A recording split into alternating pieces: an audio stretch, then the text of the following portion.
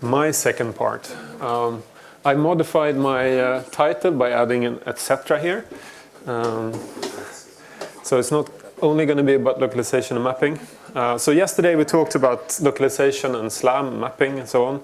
And I said that the second part would be about deep learning for SLAM, but I decided that I would try to connect a bit to our discussion yesterday. And I also striked SLAM here, and I'm going to talk a bit more in general about deep learning. I will try to say why and where, maybe not in so much detail how. So let's start with commenting our discussion yesterday. There was, during the panel discussion, there was this discussion about data-driven versus model-based. And at least in the domain where I operate, you can't really compare modeling a car or an engine or a power plant. I mean, that's not really what we're doing. It's not building a model of something that exists. It's trying to design an algorithm of something that takes some data as input and we want some output. For example, finding objects or understanding what a human is saying. And there is no such system. So we have to design that from scratch somehow. People have been doing that for decades and not really doing it very well. So I think that's an area where these data-driven methods actually make a lot of sense. So here's a picture I stole from someone, I'm not sure where. Comparing classical programming versus machine learning approaches. So this is the classical approach. We have some data. We have spent a lot of energy writing a program here. We feed that into our computer and out comes some result. This would be 10 years ago trying to recognize faces or chairs or cars or something. So we spent an enormous amount of time here designing this program. So these data-driven or machine learning-based system, what they typically do is that we have some data here, we feed in the type of output we would like our computer program to do or to generate, and then out from the computer comes the rules, the things that tell us how to take that data to generate the answers that we wanted. And this is typically, at least as a designer, quite a lot simpler, but we need a lot of data here to do this.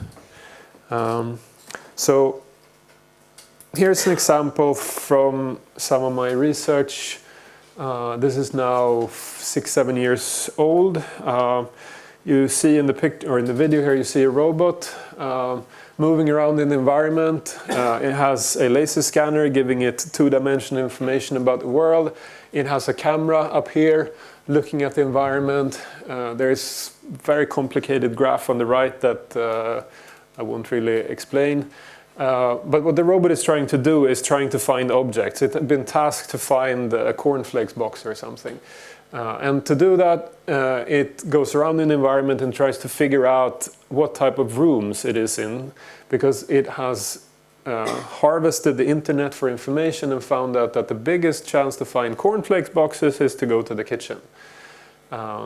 So in order to do that, it's using its laser sensor to take a look at the geometry of the room, and from that very coarse type of information it can say something about the nature of the room, and then it can use the visual cues to find objects, and those objects are strongly correlated with the type of room you're in. The problem at that time was there was no computer vision program that would allow us to detect objects.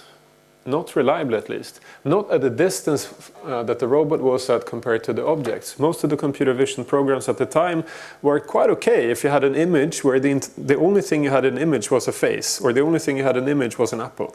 Worked great. But this is a robot, it's moving around here, and it has to detect objects that are quite far away. They occupy a quite small part of the image. It just didn't work. So what we had to do in this work was that someone was standing at the keyboard pressing B for book and L for laptop. That was our perception system. So that was about the computer vision part. Here's another example. Let's see if we can get sound here. This is a video from an EU project. This is now 10 years ago. This is 3 or 4 a.m. in the night before an important review. And the idea here is designing a robot that has the ability to engage. So normally when you work with a robot, it's the human that is giving all the information to the robot, and the robot never really takes initiative itself to ask for information. So one of the sort of contributions in our work here was to try to get this bidirectional information flow. So the robot would ask questions to the human when it wasn't sure about things. So in this situation, the robot is not sure if, based on its very simple laser scanner here, has found a door or not. So it's trying to get that information from the human, and this is just showing just how bad speech recognition works. Is there a door here? No. No.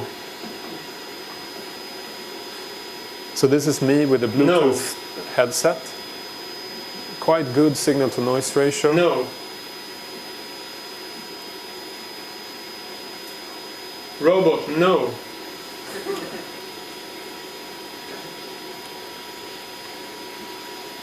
Robot, no.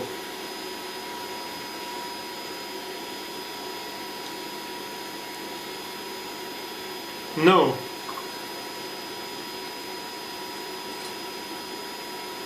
No. Robot, no. There is no fucking door here. Okay, thank you for helping me. So this is 10 years ago. There were commercial systems that worked if you had trained them well enough, if you had adapted, let the system listen to your voice quite a lot. And I wouldn't say that speech technology works super today either, but it works a lot better. So I'm just going to show you, I'm going to try something that I will probably regret. But let's do that anyway. So here is fur hat. This is a simulated fur hat. This is made by a company here at KTH. And let's see. This is just showing the user interface with this simulated robot. So we can take a look at the dashboard. Normally, I would be standing in front of fur hat. Fur is in front of me. Fur hat has sensors that allow it to perceive me, to see me, so that it can use its eyes to look at me, to show that it actually has seen me, and sort of give me the cues that I need to see to understand that we are having a conversation and it's actually me he's talking to. So there is no such sensor in this case because it's completely simulated, so I'm just going to click here. Welcome to Pizza House. How may I help you? I'd like to order a pizza. Okay, you want a pizza. All our pizzas come with tomato and cheese. Do you want any extra topping? I'd like ham, onion and bacon, please. Okay, ham, onion and bacon. Where do you want it delivered? Please deliver it to my home. Okay, to your home. At what time do you want it delivered? 9 p.m. Okay, 9 p.m. Alright, so you want to order a pizza with ham, onion and bacon to your home delivered 9 p.m. Does that sound good? No. Anything that you like to change? Deliver at 8 instead. I didn't get that, sorry. Try again. Please deliver it at 8. I still didn't get that, sorry. Could you rephrase?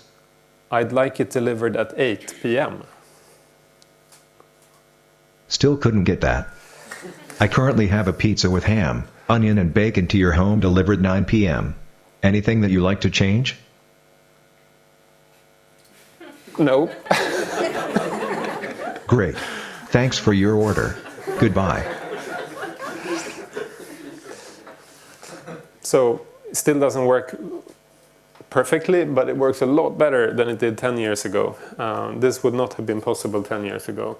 So this is, I think James talked about how we're exchanging data with these big data centers. So in this case, my voice is transmitted to a data center at Amazon, I think, that takes the audio signal, processes it, and sends back the results. So if we want this to be a bit more timely and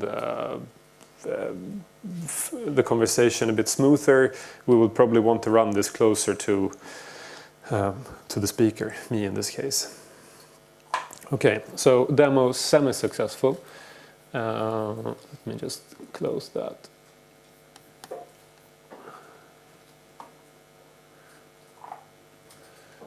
Right.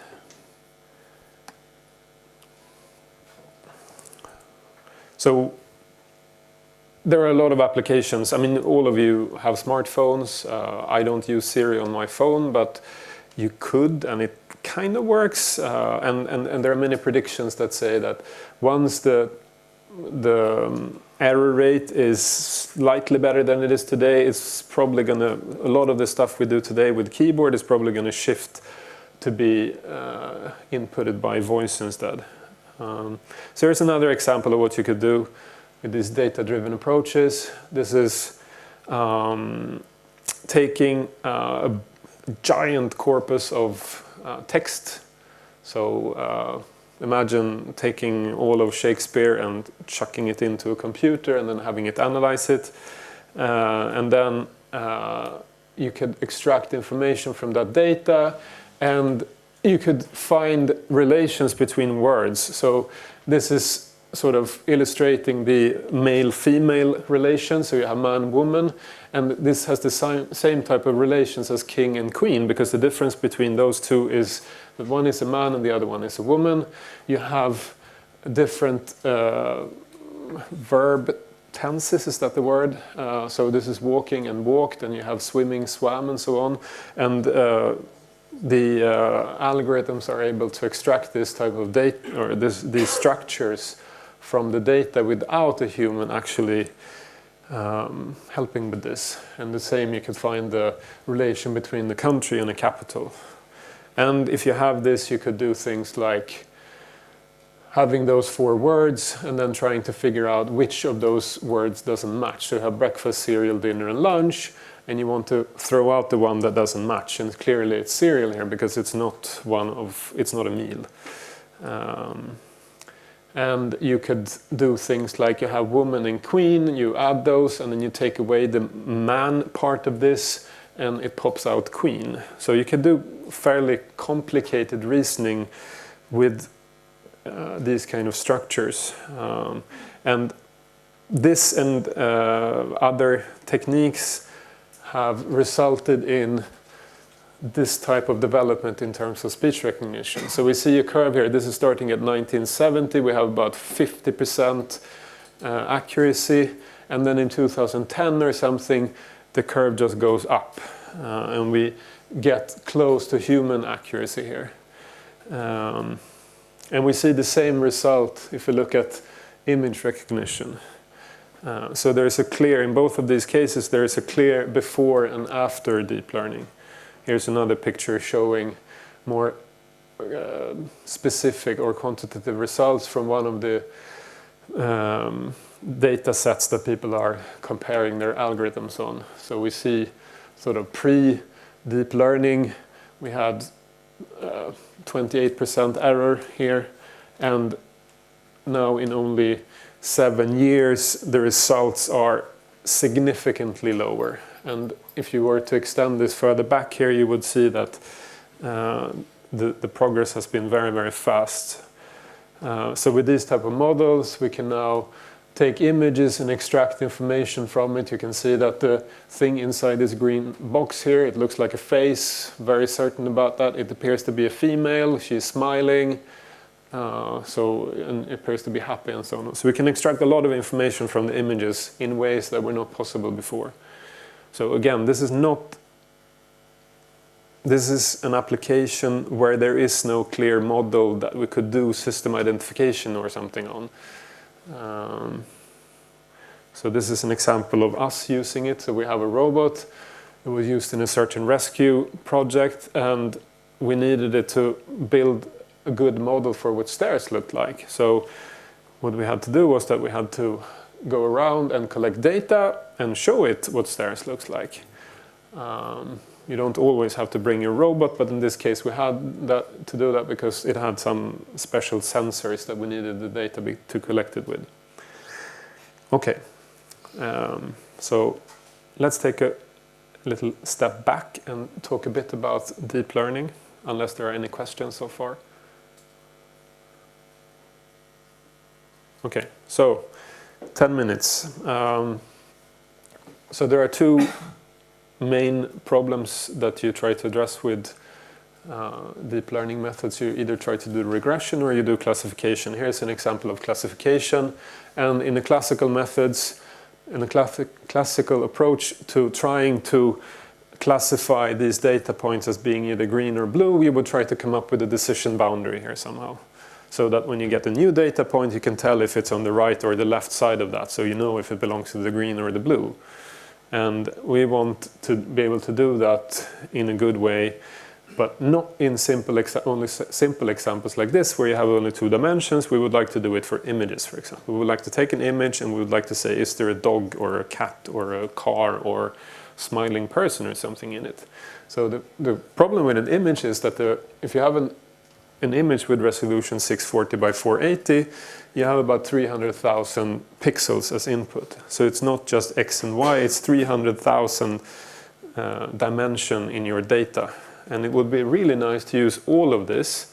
So in the past, what we had to do was that we had to take that image, we had to sort of scratch our head and think, what could I possibly extract from this image that would allow me to say if there is a cat or a dog or something in the image? This is really challenging, and people made increments year by year by coming up with more clever ways to extract information from the images.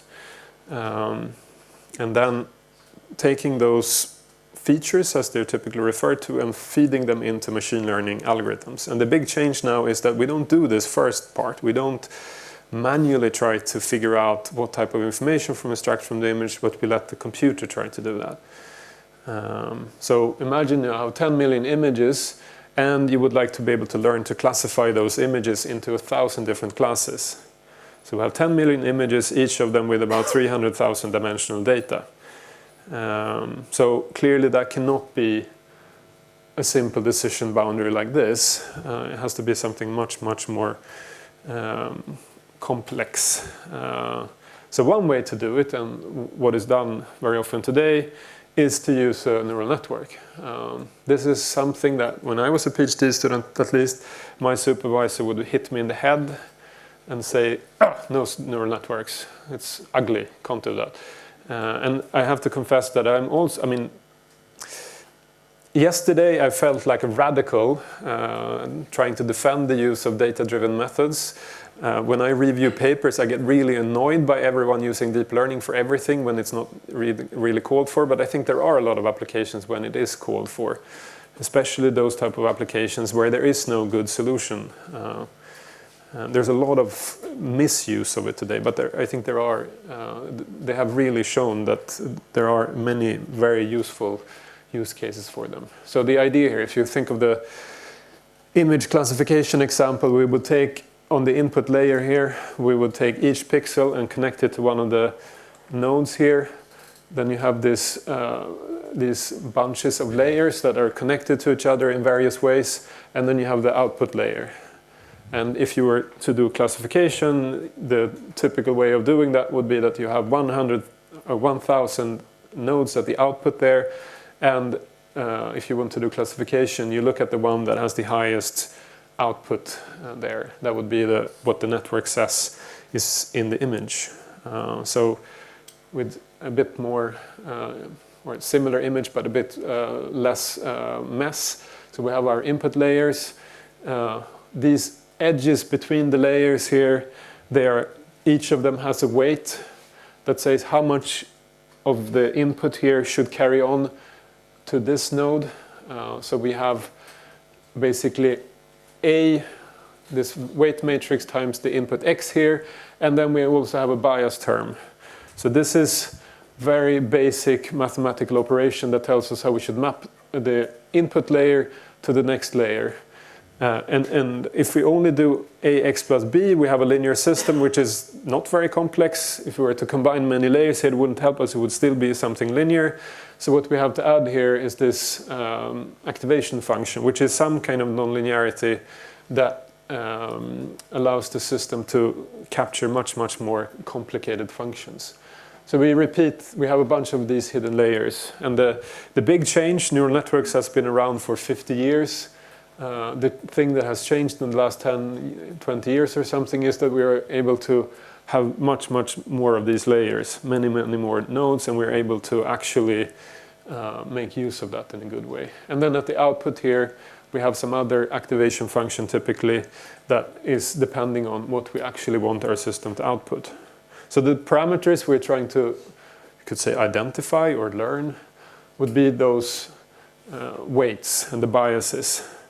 So for a big neural network, this would be millions of parameters. So it's not just your A or kx plus m linear model in 2D. This would be, again, millions of parameters. There is a lot of things we have to decide. We have to decide what activation functions to use here. What are those nonlinearities we want to use? We have to decide the architecture. So are we going to use 150 layers here, and are we going to use 5,000 nodes in each layer? All of those things we have to decide. Are we going to have fully connected? Are there going to be skip connections? There are a lot of different things that you could do here. At the output here also, we have what is called the loss function. This is the function that we use to compare the output from the network with what we actually want. This is, if you do MPC or something, this would be the function that tells us how we should optimize our control signals. So here we're defining how should those weights be adapted, or what is that we value in the output here? What is it that we want our output to try to optimize? We have to typically decide when we do the training. If you have a very large data set, like 10 million images, we can't push that in at once. We may not even want to, because it may not be the best thing to do. So we have to put it into smaller batches. How big should they be? And then there's a bunch of ways to improve the robustness in the learning here. Of course, very, very importantly, we have to collect a lot of data. We have to collect the right data. You had a very good example at the lunch yesterday where you talked about an image recognition system that was recognizing cars. And it turned out that all the data that had been collected with cars that had a number plate, and the system had actually learned that the car is something that has a number plate. If you take away the number plate, it's not a car anymore. So it's clearly, we have to have a good understanding of the system, of this model, when we use it, so that we collect data that is somehow representative. And we have to validate our model afterwards to see if it's actually doing what it's supposed to do. But the alternative is not always that we can go back and do classical system identification, because there may not be something we could do system identification on. So in the training phase, we would step through these steps. We would take the input, we would propagate it through our network, which would result in some output. We use our loss function to define the loss. We take that loss and then we calculate all the gradients here, so mathematically calculate how is this loss depending on all the weights backwards here, and then we take that to update all the weights. So from the error we have on the outside here, we want that to propagate back through the network so that we can update all of those millions of parameters. And this is one of the areas where there was a lot of, there was some good algorithmic improvements that allowed us to, or not us because I haven't contributed at all, but the community to propagate this backwards in a good way. So you have this problem that if you have 150 layers here, that gradient is typically going to either explode or completely vanish, so that you don't really get any changes back here if you're not careful when you do this. So here's another image illustrating what we're doing here. We have some data that, at least initially in deep learning era, has been labeled. So someone had gone through those 10 million images and put labels on them and said, this is an image of a car, this is an image of a horse or something. We take that input, we have the label so we know what the output should be, and then we do the training. And this is where it's typically requiring massive computations. And the black magic here is knowing how to pick all of these and how to initialize everything. There are a lot of things we have to have a good understanding for to be able to use this in a good way. There are some general rules that will get you some way, but if you're trying to make this solve a problem that is new and there are no clear guidelines for how to do it, you have to have a good understanding for how these mechanisms work. So this is training. This could take weeks to train, and yeah, that's a long time, but may not, depending on your application, if you're going to do this once, maybe it doesn't matter if it takes weeks. Then we have the running phase or execution phase, where we run sort of forward in the network. So we have our inputs in forms of images or audio signal or medical records or transactions from our banks, and we run it through the network. So we have these millions of parameters, so there's going to be quite a lot of computations to calculate this. But with modern hardware, I would say that in many cases at least we can get close to real-time performance. There are a lot of good examples where you can run this on your mobile phone without a problem. But there are also cases where some of the things we're doing where we're struggling to do this in real time. But you typically at least need a lot less, or you always need a lot less resources here than you do in the training.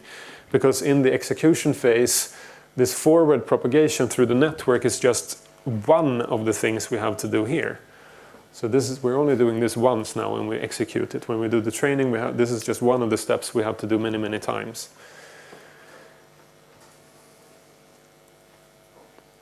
Okay, so some other concepts here. So we often talk about supervised versus unsupervised. So what's that?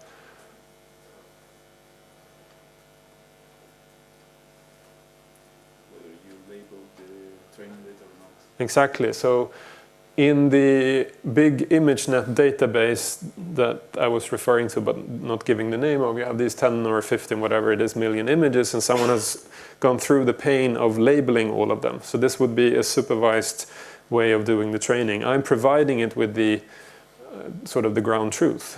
But the ultimate thing we would want to do is to do this unsupervised. But this doesn't always work. I mean, how would you do this if you want the system to provide the same labels as you use for certain things? You have that information has to come in somehow, but you could imagine doing it semi-supervised. So I provide a bit of data, 10% of the data I have labeled, and then I give it 90% extra data, or 10 times more data that has no labels, but which it can use in the learning. You could also imagine doing it self-supervised, which is often done by, for example, combining different sources of information. I could have an audio signal, I can have a video signal. And if you correlate those two, I might actually be able to figure out that every time the word orange occurs in the audio signal, there is something in the image which is orange, and I can sort of connect the color information with the words. This is obviously much more complicated, but there is some progress there. And then another thing that people often talk about is to do it end to end. So if we go back to the problem of classifying an image being a horse or not, in the good old days we would take the image, we would extract features from it, we would do something more, we would do something more. So there were a lot of steps here that were going on. If you do it end to end, what you want to do is you want to take the raw input and you want to go immediately to the output somehow. This works sometimes and sometimes not. If you do end to end, I mean, I guess that's when you start to have maybe problems in analyzing what's actually going on. Then it really is a big black box if you put that end to end thing around the entire system. But it all depends on how big part of the entire system you sort of treat when you do this. So we talked about data being important. So someone said, I don't know who it was, that data is the intelligence in artificial intelligence, and it really is that. I mean, you need lots and lots of data. People have been doing artificial intelligence for decades. So the sort of classical AI doesn't necessarily need a lot of data, but the type of machine learning we see today, all of it depends on data. And you see that companies are really, I mean, this data is becoming very, very important and very, very valuable. So I had a discussion with someone from a construction company. He was going to buy excavators, and he wanted to buy those excavators from a manufacturer that could allow him to get the data. He didn't want the manufacturer to have that data and then him having to buy that data from the manufacturer later. IBM, this is old data now, but they said that 80% of the data is unstructured and 80 to 90% of that has been produced in the last 2 years. So data is really exploding. There is a bunch of different types of data. If you do machine learning for e-commerce, so Amazon or something like that, you have a lot of clickstream data. You can see how people are navigating through the web page, and then you can try to optimize the way you're displaying the information so that the user would, as quickly as possible, buy from you. Or you are Spotify and you want to see how people are listening to music so that you can provide good recommendations, or you could prevent churning so that people stop using your services. Or it could be that you're trying to do a really, really good medical diagnostic system. So then you want journals where doctors have provided their opinion about things, X-ray images or similar things. So there's a lot of different data. And then another thing, so data is important, but at least today, context is very important as well. You have to limit the context. When I started my PhD in '96, we had this vision of a very general purpose butler that would go around in our house, and I would say, give me ice cream or cook dinner or something. It's going to take, I don't know, I can't even imagine that happening almost. So you really need to limit the context somehow. If you want to do translation, for example, it's a lot easier to do that clearly if you're translating a weather forecast or if you're translating Shakespeare.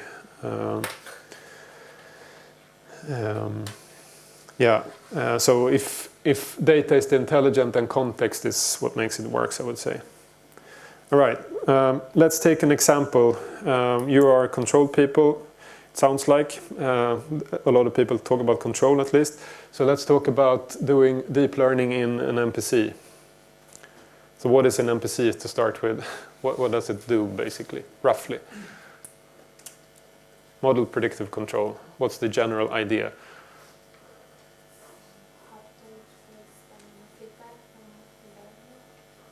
So we have a model of the environment. We use feedback from it clearly, but we also try to predict, given a sequence of inputs, this is what's going to happen. So we decide on an horizon, 5 seconds. We're going to predict what's happening with our control signals. We optimize that, and then we execute one of those control signals. And then we do this over and over again. This works fantastically well. There are a lot of applications where this is really completely kicking ass. One of the problems is that it's quite expensive. So how could we use deep learning for an MPC? We could use it for the prediction part. So we could try to make a good model of the system using a deep learning model. Yeah? Could we do something else? So this is one branch. And there's one other branch where people are using neural networks. Yeah, but also to approximate the controller. So we have this, we're solving this optimization problem. It could be quite time consuming. That doesn't matter so much if we're running a controller in a paper mill or something and we have cycle times that are minutes, and then it's okay if it takes 10 seconds to compute. But if we're trying to control a drone and we need this to be at like 20 hertz at least or something, then it's not okay if the controller takes 1 second to calculate. It has to be much, much faster. So one way you could use neural network is to try to approximate that MPC So that's function that maps, because that's what it's doing, right? The MPC is basically matching the input state to a control signal. It's doing that in a very fancy way by having a model of the system and trying to make predictions. But ultimately, it's a mapping from state to control signal. And we could try to approximate that using neural networks. So those are two things where people are using neural networks. So here's an example from our lab where the neural network is used to do exactly what you suggested, to make a model for the interaction between, in this case, the knife and the object. So the problem here is that if you want a robot to cut fruit or vegetables, you could do that by tuning a classical controller. But if you change the type of vegetable or fruit, or if you just change from one to the other, the model for that object and the model for the interaction between the knife and the banana or the potato, whatever it is going to change radically. So you have to go in there and tune the parameters. If you want it to cook with potatoes, you have to go there and tune your parameters. It's really inconvenient. So it would be much, much better if the system had a model that actually were able to generalize to many different types of objects. So that's one example. And another example that we're doing, which is an example of the second type of use of neural networks, is this idea of approximating the controller itself, so that we can go from having a calculation on the order of a second or something down to tens of milliseconds. It's not going to be exactly maybe what the MPC would do, but it would be something close enough. So what are some of the challenges when you do that? When you want to approximate your controller with a neural network? What do you have to ensure? I mean, this is where we come into the heart of CPS, I guess. Stability. I mean, you really don't have a clue what's going to what's going to happen if you present your neural network with a state that is very far away from the data that you have presented it before. So you really have to be careful there that you will not end up in a situation where the controller is doing God knows what, because it could. So if you want to do this in practice, either you are very, very sure about what you're doing with your data collection, or you have to have some backup plan. So it's a good idea to use a deep neural network to approximate a PID. Is that a good thing? Probably not, because the structure is so simple. So why would you use a neural network for that? All right. So I think I have 18 minutes left. So now I will touch upon what I was meant to say actually, which is how you could use deep learning for SLAM. So we talked about SLAM yesterday. We said this is about simultaneously finding our position and building a map of the environment. And for that we have to have some sensors, and we have algorithms that typically run in two steps. One is to try to estimate our motion, and the other one is trying to optimize somehow, either optimize just the position or the entire map. So first question, why do we want to do deep learning in the context of SLAM?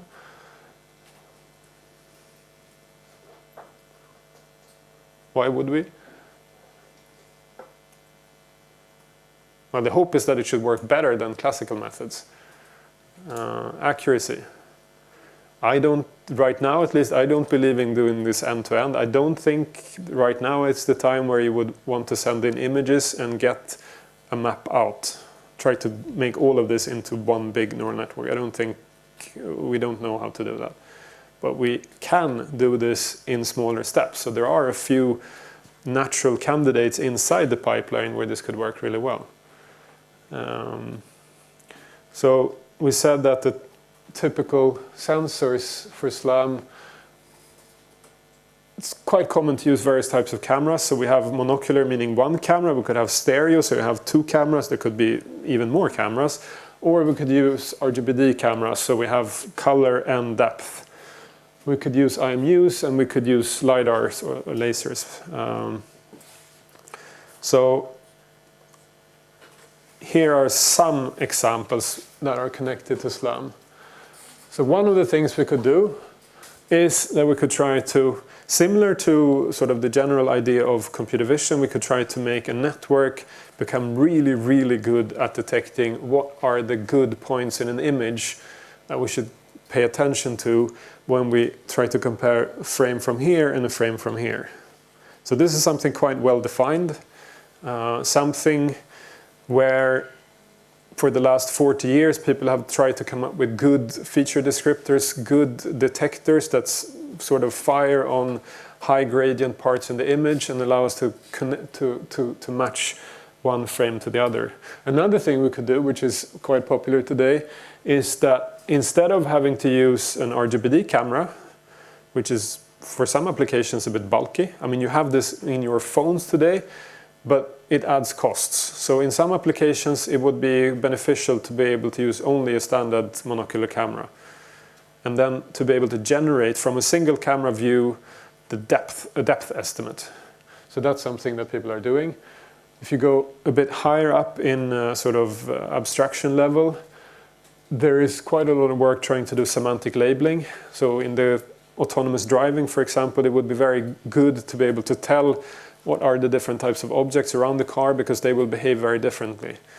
If I know that this is a traffic sign, I know something about the dynamics of it. I know that it's going to be stationary.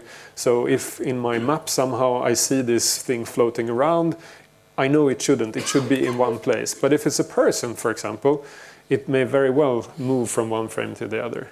And another area which is connecting to what I talked about yesterday that I wanted to do is to add missing data.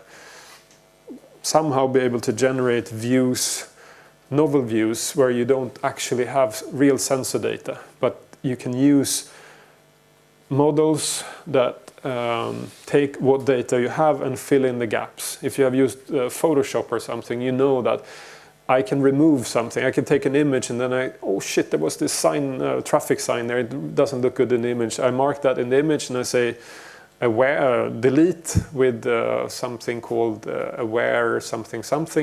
Takes out that traffic sign and puts back a background there that looks very natural.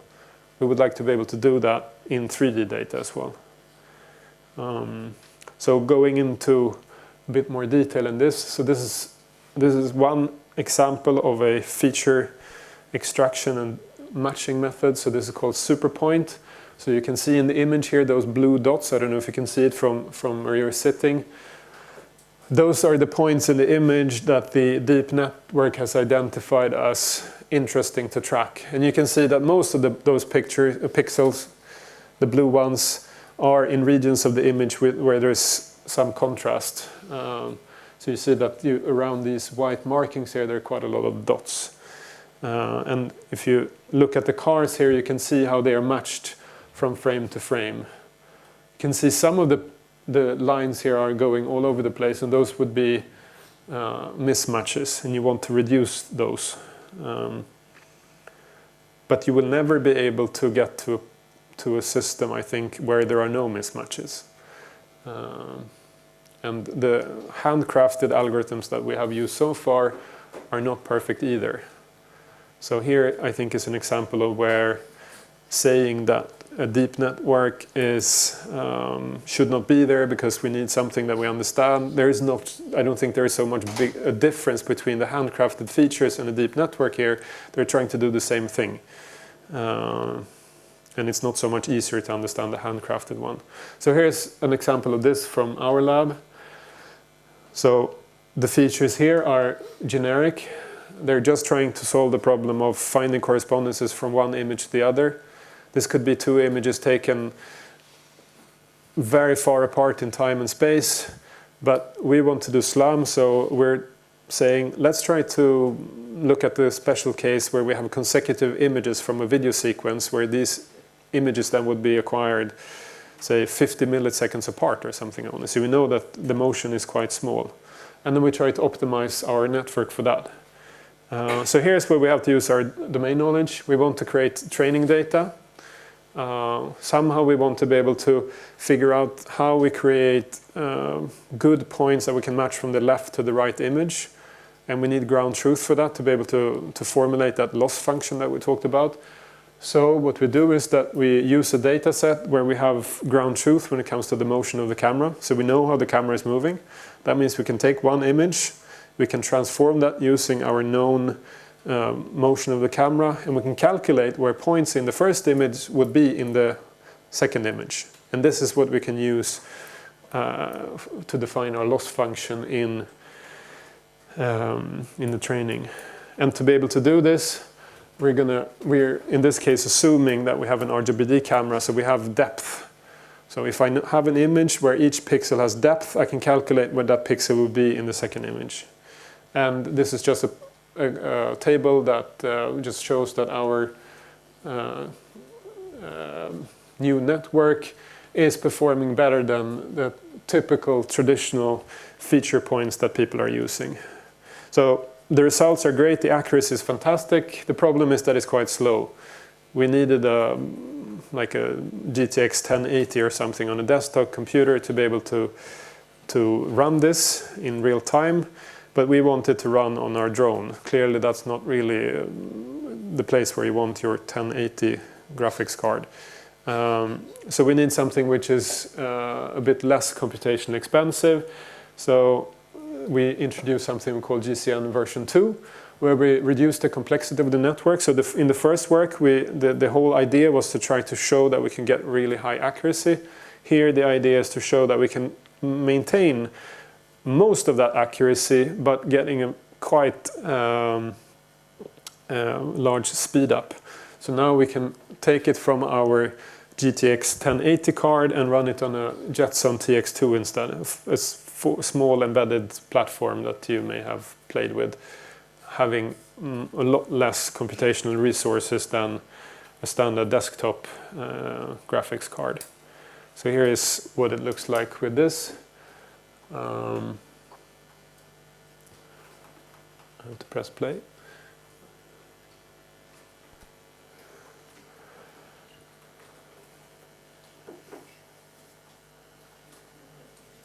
So this is with the traditional handcrafted features. This is this orb slam method that I talked about yesterday.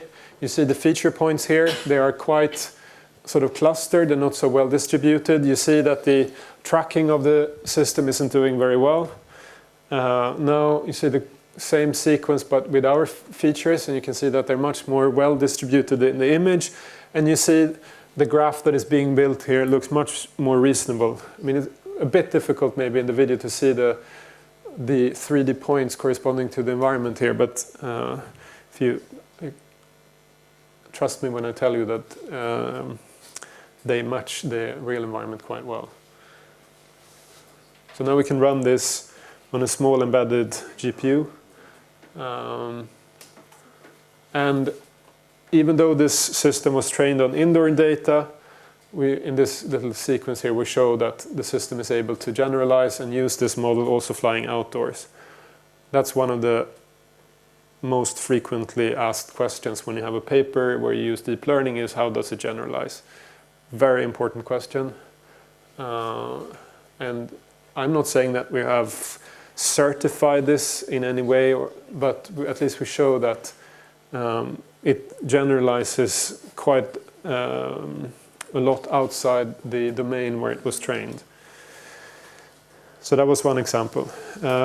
So the other example that we mentioned was to do depth prediction. So in the past, people used stereo, or we still use stereo cameras, and we still use RGBD cameras, and we use monocular images when we do SLAM. But the problem there is that if you only have a monocular image, scale is not observable. If you try to build a model with a monocular camera only, then I have no clue if it's 3 meters to you or if it's 2 centimeters. That's not something I can tell from the images alone. I can use common sense and say that, hey, this looks like a person in the image, and the person is this big in the image, therefore it's probably 3 meters, but I would have to hard code that somehow, or I would have to add that to the algorithm. Or I could combine it with, say, an IMU, which can say something about the scale. But the monocular camera itself does not allow us to estimate depth, so or scale. So the idea is that we take that monocular image and we run it through a deep network that will predict the scale for us, predict the depth. So here's an example of that.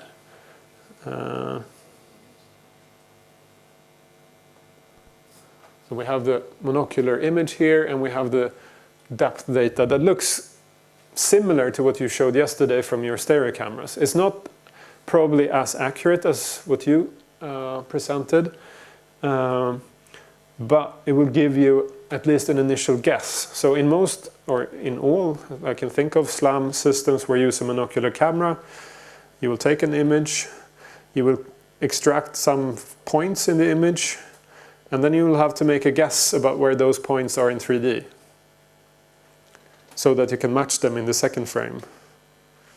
So what we're doing here is that we're making that guess a bit better by adding the scale. We're making that guess actually be close to true and close to the real distance, so that scale becomes much, much better estimated.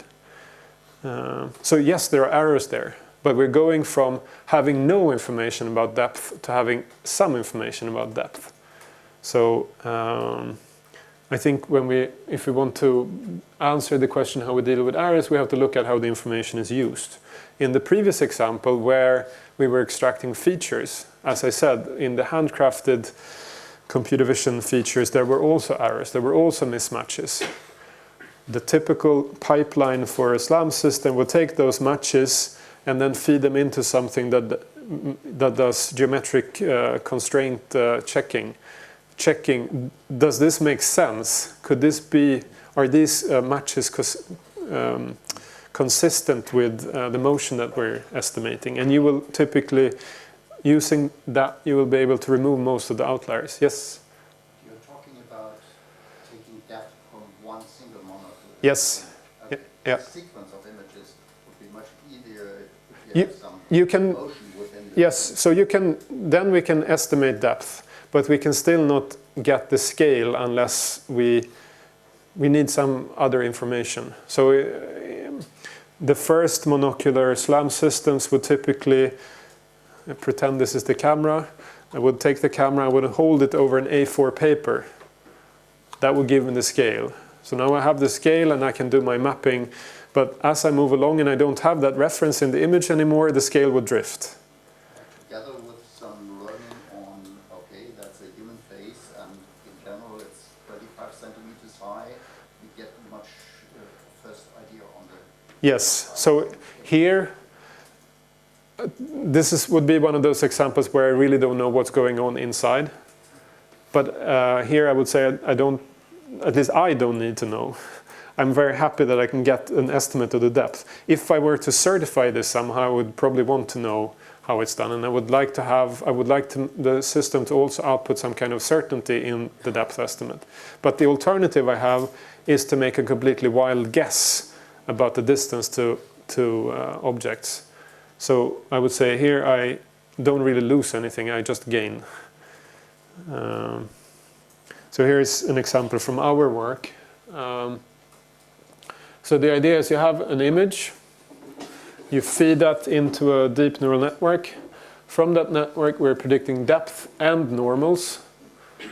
We take the depth and we send it into a traditional, actually the system you saw yesterday, the one that worked amazingly well as it moved through a building, estimating the motion enormously accurately. The output of that would be sparse feature points that are estimated really, really accurately in the environment. I don't know if you can see that here, but in this image there are some points here. Those points have been tracked across several frames and they have been estimated very accurately. And we used our depth here to initialize this. Then we take those sparse estimates, we combine it with our predicted normals. So we have the image, we can see on the wall there that this is very flat. That means that even if we only have a few points on that wall, using the normal, we can make a prediction for how those depth values should sort of be spread around in the local neighborhood of those sparse points. So we take that, combine it with this, and now we have something which is not completely full with depth everywhere, but where there's much, much denser depth. And then we can refine that by using multiple frames. And then we get our sparse to dense slum system, where it's a bit difficult to see here, but you will see a 3D model growing here using only monocular image data. It's really hard to see, isn't it?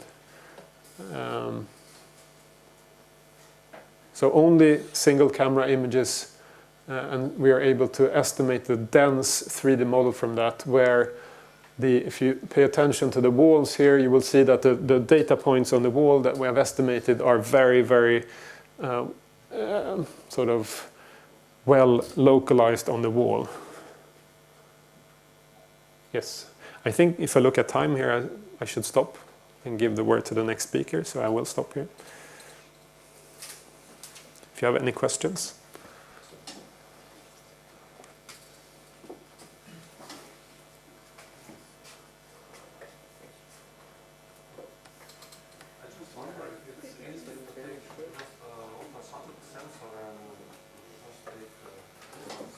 Sorry? I just wonder if it would be easily, I suppose, to take the ultrasonic sensor and take distance instead of calculating. You could do that. I mean, so when I started, ultrasound was one of the main sensors. The problem with ultrasound is that it's very slow. Sound propagates at 340 meters per second or something. Light is 300,000 kilometers per second. Ultrasound also propagates in a very, depending on the frequency you use, but typically a normal ultrasonic sensor would have a wave propagation opening angle of, say, 25 degrees.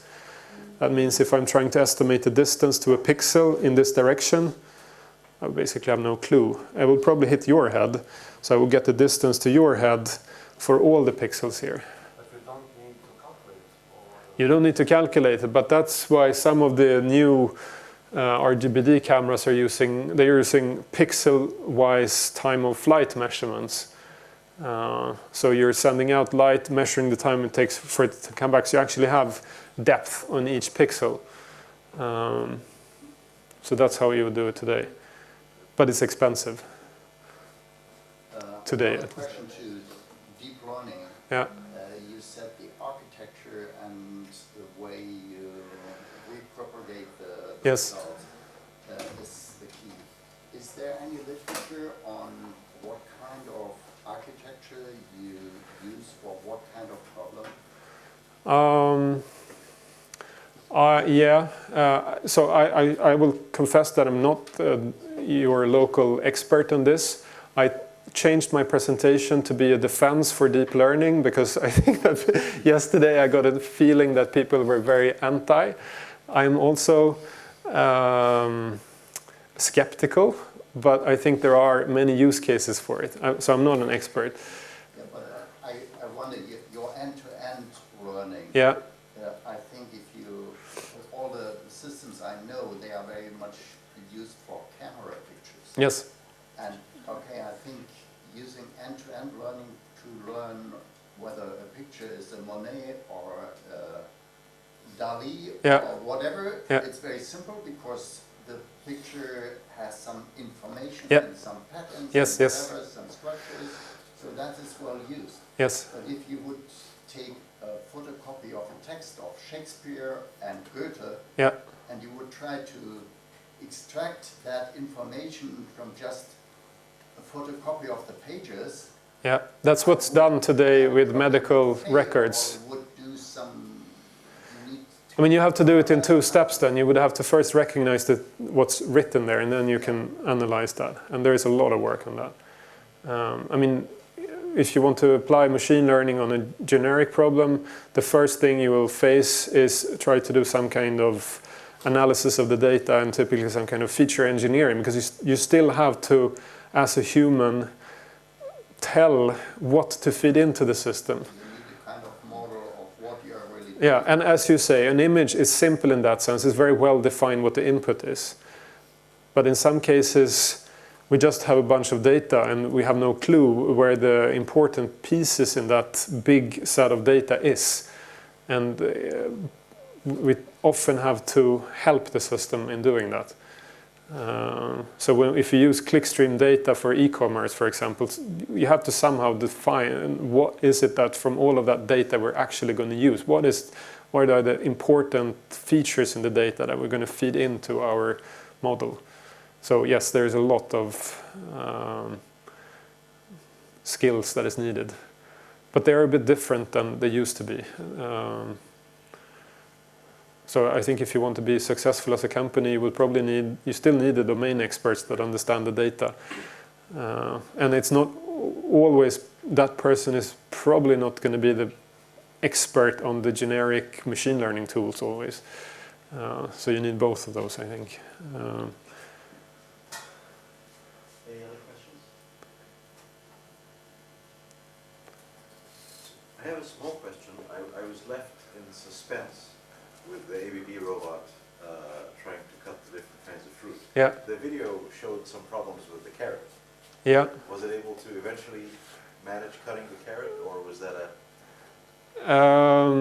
I mean, it will get stuck sometimes, just like we do. One of the I should, in defense of the ABB robot, I should say that this is a robot that has been designed to be inherently safe. One of the design decisions there, or parameters, is that it cannot exert force larger than 500 corresponding to 500 grams. This means that it's really challenging to cut something like a carrot.